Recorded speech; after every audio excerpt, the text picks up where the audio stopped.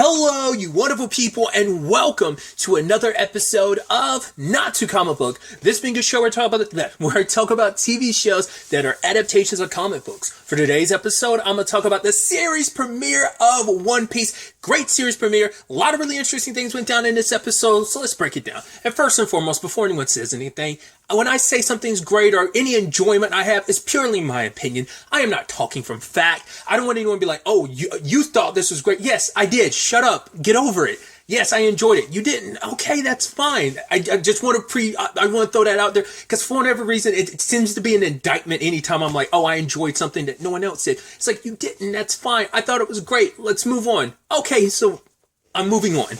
So, I have not seen early One Piece in a very long time. The last time I saw any early One Piece was a couple years ago when I watched someone play one of the Pirate Warrior games. I want to say it was 3, maybe. Might have even been 4. I don't remember. Those being like Dynasty Warrior-esque One Piece games. But either way, I heard the narration at the beginning. I was like, is that Ian McShane? Lo and behold, it was Ian McShane. I was like, that's super dope. And I guess my thoughts, my memories of the Goldie Rogers, like, speech, I always associate it with, like, the opening of One Piece, like, early day episodes. It's like before the title opening sequence started, before the first opening started, that would be kind of like a cold opening, and then you go straight into the opening afterwards. But I was like, because I don't remember it legitimately in the confines of the actual episode of like Goldie, because I always remember the line of, you'll find everything I own in one piece. So I was like, because the fact is, because he never says like, oh, you'll find it in one piece. You'll just find all my treasure and just every pirate ran. But I love that it's like, oh, Shanks is there and you see Mihawk. I was like, wait, they were there? It's like, interesting. Also, did they ever slap a time frame on how long ago that was?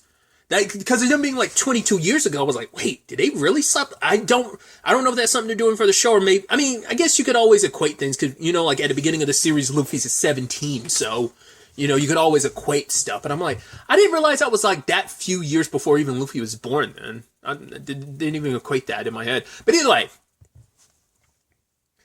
get introduced to our boy, just stuck out in sea. Only friend to his name is the little seagull that's with him. And it's like, oh, my ship is going down. I can't actually swim because of the gum fruit. Oh, well, let me stuff myself in a barrel. I'm like, is that what he did? Is that how he got around to Alveda? I was like, I didn't remember that. Also, is this more, One Piece is bloody. It doesn't like lean into the bloodiness, obviously. It's like, it's a shonen, so they're not going to really, really lean into like in a grotesque, like the grotesque, like bloodiness. But I'm like, I know blood plays important parts in certain fights and stuff, but I'm trying to I was like, it's because some of the stuff that went down, like Zoro killing, for one, number 7, I was like, wait, Baroque Works showed up this early in the show? I mean, it's a pretty big thing, so of course you're going to sprinkle that in. I mean, it plays a part in, like, the biggest first arc of the series. I'd say Alabasta would be, like, the first big arc. But I was like, did they throw that in this early? Once again, because I don't remember, because wasn't Zoro just already, because I remember when Luffy met Zoro, he was already in the yard, but I was like, was there a whole setup for that? I don't remember. I don't think we got Zoro's setup like that. Maybe we got it after the fact, because it might be one of those things of like, right, after they meet up and become a crew, quote unquote crew, then you find out how Zoro ended up in the circumstances, maybe. I don't once again, that's the problem of like, I don't remember stuff, but, also, someone had commented on this when the trailers came out. They're like, okay, they're specifically talking about Usopp, but I think you see it reflected in other characters. They didn't do a 1-to-1 for other characters. Like Alveda, like you didn't go out of your way to kind of go 1-for-1, but you kept it like realistic to a certain extent. Like, it's just like, right, you don't go like crazy like Alveda really, really is in the series, so. But also, like, her just, like, bashing in the brains of one of the people. Kind of went full Negan there for a second. And, like, I was just taken aback because I was like, man. Because, like I said, except for times when, like, people are fighting and there's blood, One Piece never leans into the blood. It's just, once again, I think that's just a shonen of it all. But it's only, like it's just like things only get bloody when like it's a fight or something and someone's bleeding, but you never get like something like that. Like I said, that was almost it's not as gruesome, but it's like that was, like I said, kind of gave me Negan Walking Dead vibes. But either way, I think it's so interesting, too, how much this episode squeezes in because we're getting Luffy's backstory. We're dealing with the whole, like, trying to find the map to the Grand Line, meeting Kobe, Alveda, Morgan, Zoro's beginning, Nami's beginning. I was like, that's the thing of, like, I mean, obviously we're talking about things that happened over the course of, like, maybe a few episodes, but I'm like, because I'm like, that definitely all didn't happen in the first episode. I mean, yeah, I know, like, I think Zoro's introduction's like might have been at the end of episode 1, but he's mainly in episode 2, if I'm not mistaken. Once again, it's been years. But, like, obviously you rolled all that in because, like, you're skirting around stuff. Like, obviously it's like, this live action's going at a much faster pace.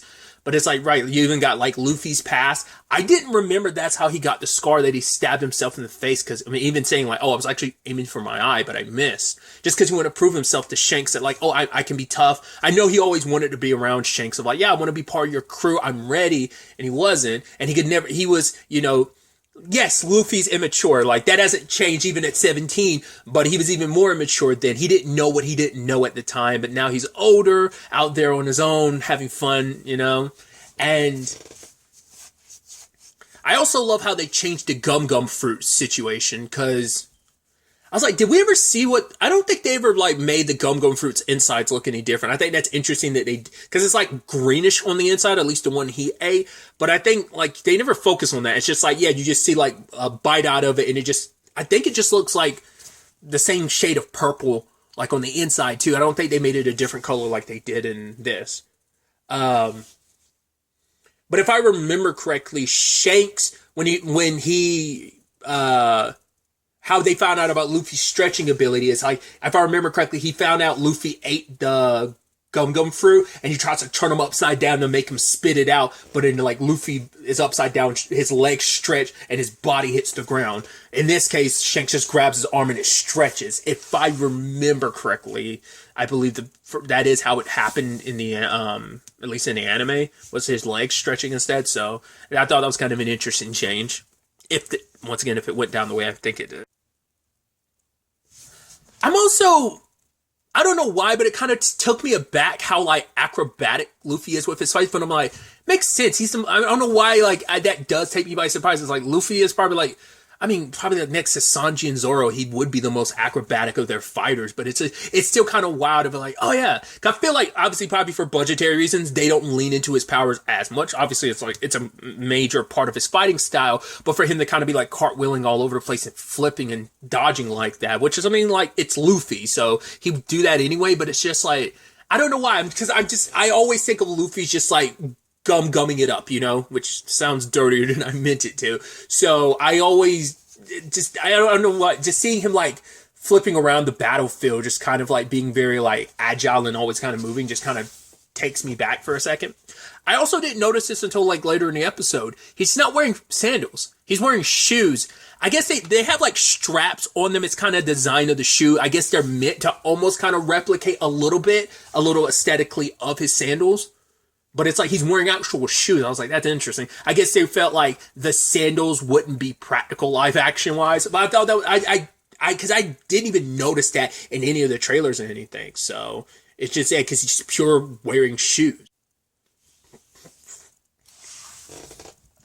But I love Luffy just being Luffy. The fact is that even when Kobe's like, oh, I want to be a Marine, oh, it's a stupid thing, but it's like, Luffy's like, no. Like, when you dream of something, like, Luffy is chasing his dream to be king of the pirates. He would never besmirch someone else for the dream. He'd never think anyone's dream is stupid. And, you know, he comes across someone else who has a dream, and now he met Kobe who has a dream, and I thought that was interesting where he's like, well, if you're going to be a Marine, like, then go be a Marine. Like, you know, that's not a bad thing. If that's what your dream is, then kind of give it your all and go for it, you know?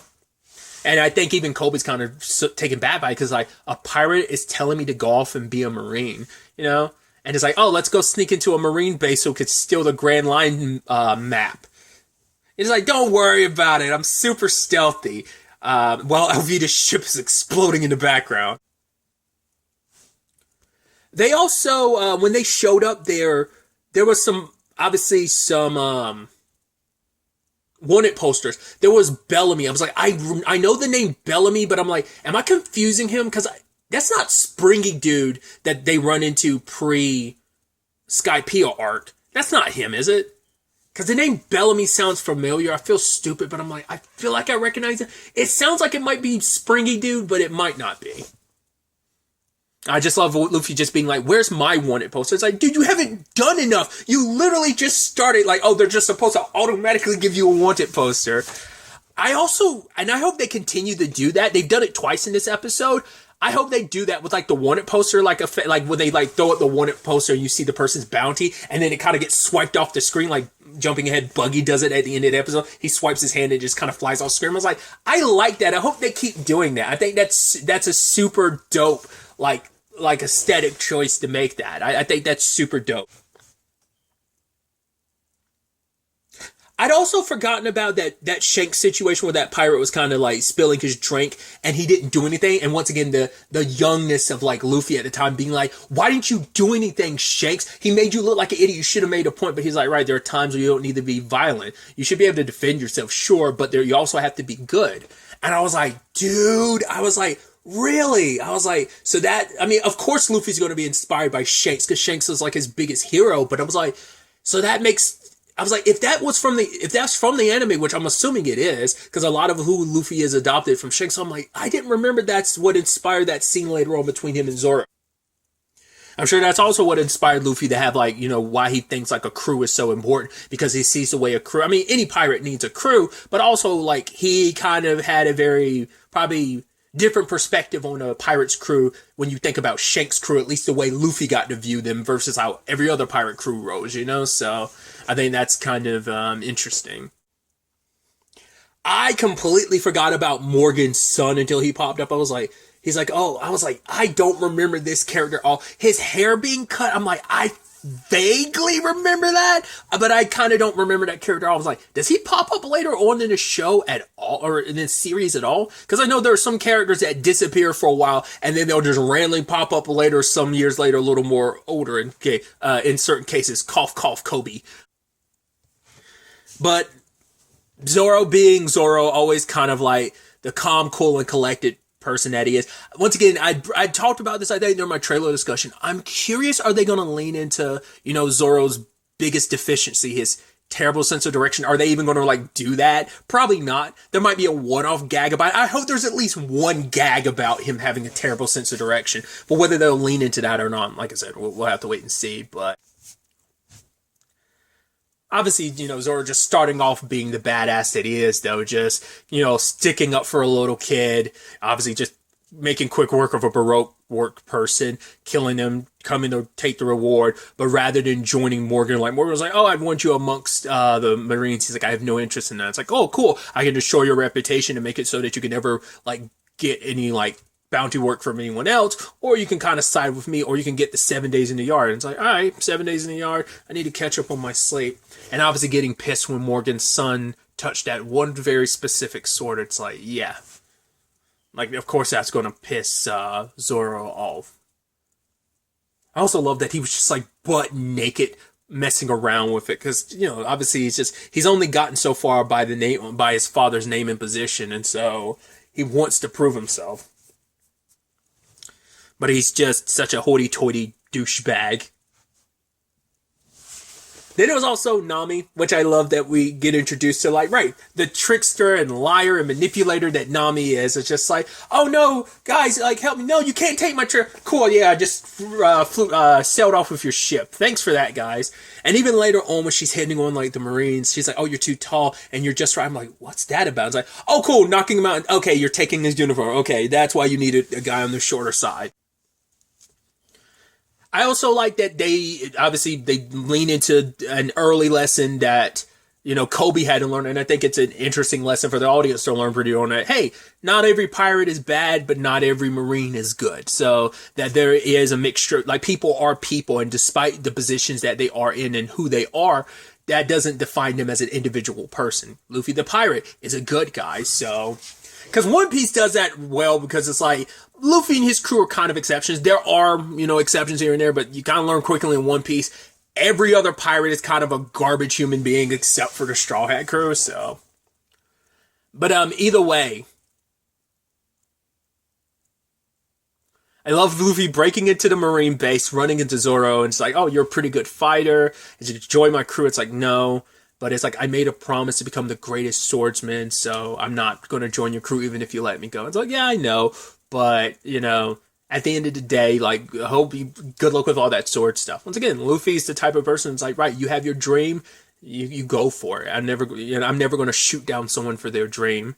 Running into Nami, it's like, oh, I overheard everything you were doing. You're looking for the map, so let's go look for it. And I love that when she was pretending to be a Marine in front of Morgan, it's like, oh, she's amazing. She's the best. And she turns and looks at him, and he's like, she's the best at the worst. Oh, I hate the Marines. It's like, oh, I love your acting, Luffy. You're so good. You're so good. You know, and the ironic thing that, hey, Luffy's first two crewmates that he's trying to get to join are a pirate hunter and someone who claims to hate pirates, which obviously we know Nami's backstory and why she hates pirates. Obviously, we haven't got to that show yet, but still. I even love that bit of like, oh, you know, oh, do you think that alarm's for us? It's like, no, it's probably for the other person, the other idiot looking for the map. He's like, oh, what do you think the chances of that are? And she looks at him, he's like, just kidding. It's like, no, you're not, you idiot. I'm trying to remember, did we ever really get to see a lot of action sequences with Nami pretty early on? Because in my head, I always think Nami post time skip now because it's been so long of like when she gets into fights. I always think of post time skip her. So I forget what like she was like early days. I'm sure she didn't really have too many encounters like that, but obviously time, you know, considering her circumstances, you kind of have to be tough. You know, it's like, oh, why did you want to be a thief? It's like, well, I didn't want to be a thief, but that's how you get by. That's the only way you can survive. And, you know, introducing that element of her early on, it's like, yeah, I think that comes up even more, probably even in the next episode of just kind of getting to see Nami's personality and who she is and see that kind of shine through. How like, yeah, Nami in the beginning isn't 100% trustworthy, you know, so we'll see if the next episode kind of leans into that or not. But, you know, that need to do whatever it takes to survive, you know? So for her, it's like, that's why she became a thief. It wasn't like, it was out of necessity just to find a way to live. It is this really dope thing to see our trio of heroes together at the beginning as they go up against like the rest of the Marines that are piling in, but also against Morgan. Zoro pulling up the three swords finally, and Luffy like, so that's where it goes. So we've gotten a Gum Gum pistol, and we've gotten a Gum Gum whip.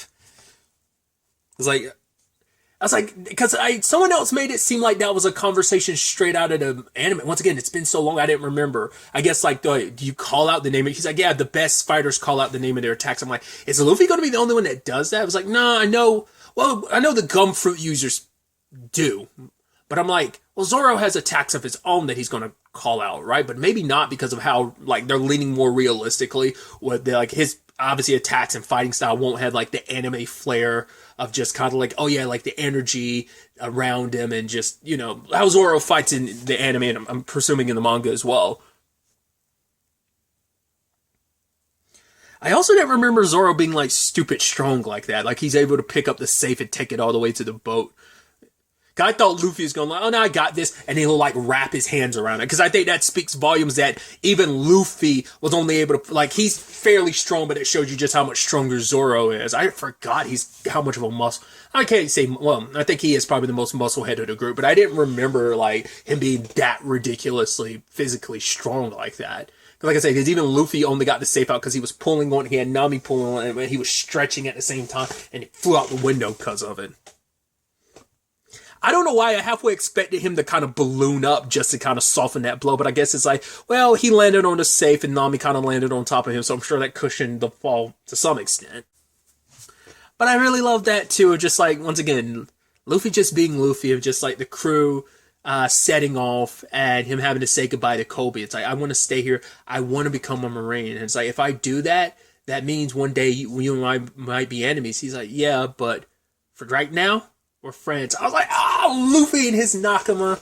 I was like, it's like, once again, I do love that start. Because it's actually, because I do remember that in the beginning, like, it is kind of sad when him and Kobe go their separate ways, because you're almost like, I thought Kobe would, the way that's set up, you'd almost think Kobe would be around a while, but it's like, no, they go their separate ways for a very long time, and it's just kind of like, wow. Then there's the whole situation with Garp at the end, which I completely, once again, it's been, because to anyone that doesn't know, it's been like not even just since the beginning of One Piece, but the last time I watched any One Piece, it's been a couple years. I was kind of caught up at the time, and to kind of put this in perspective, it was post Punk Hazard Island, so that was around like episode 626 was the last episode I watched, and that was pretty close to me catching up at the time, so that puts it in perspective of how long it's been since I've seen any One Piece. I completely forgot about the snails until I was like, oh my god, I completely forgot about that, and they did it too. Holy shit. But Garp hearing about it's like, wait, there wasn't gold or anything stolen. It was a pirate map. And I was like, because when I heard Garp's name, I was like, don't you have a grandkid that's significant? I was like, is your grandkid who I think she is? Is that, I don't think that's his daughter. That's his granddaughter, right? I'm blanking. I was like, you have a grandchild that's someone significant, but I just can't remember who. If it's I can't remember her name, but if it's like the person I think it is off the top of my head, I don't remember. Either way, him being like, oh, it has to be, a pirate with a straw hat, which I can only assume he's assuming it's Shanks, because once again, this is Luffy's first outing, so he hasn't made a name for himself yet. Shanks, on the other hand, definitely has a name, so going to basically go investigate that situation, so I don't know, it's lovely to be back in the world of One Piece, even though it's like, obviously we're treading storylines that I somewhat know, but once again, I don't fully remember, but I know the beats of what's going to happen, but it's still nice to be back in this world, because I still haven't picked up One Piece, even though I've told myself time and time again I want to, because I would go as far as say, like, One Piece is currently, and has been for the past couple years, been my favorite anime, because I love this series, I love this world, I love these characters, and so I'm just so excited to, I don't know, continue down this journey of just kind of see where things go, continue our interactions with our trio now, and as the crew expands, especially Luffy having that line of like, oh yeah, like I think 10 will do. I'm like, huh, funny. Because at least I don't know if currently the crew has increased to 10. At least where I'm at in a series, it was 9 at that time. So there's one character I was like, it seems like he might join to make it an even 10, but I don't know if so-and-so has joined or if there's been another character that's joined in like the 400 plus episodes I'm behind, Like I said, I'm just excited to be back in this world, and I'm so excited to see. It's like this legitimately put a smile on my face. Once again, you didn't like it, that's okay. I'm here for the ride, and I'm enjoying it, and I really like it. So I'm excited to see where everything ends up taking us going forward into the next episode. But really, that's all I wanted to talk about. Until the next time we meet, be happy, be safe, live life to the fullest, and enjoy it. Good day, and good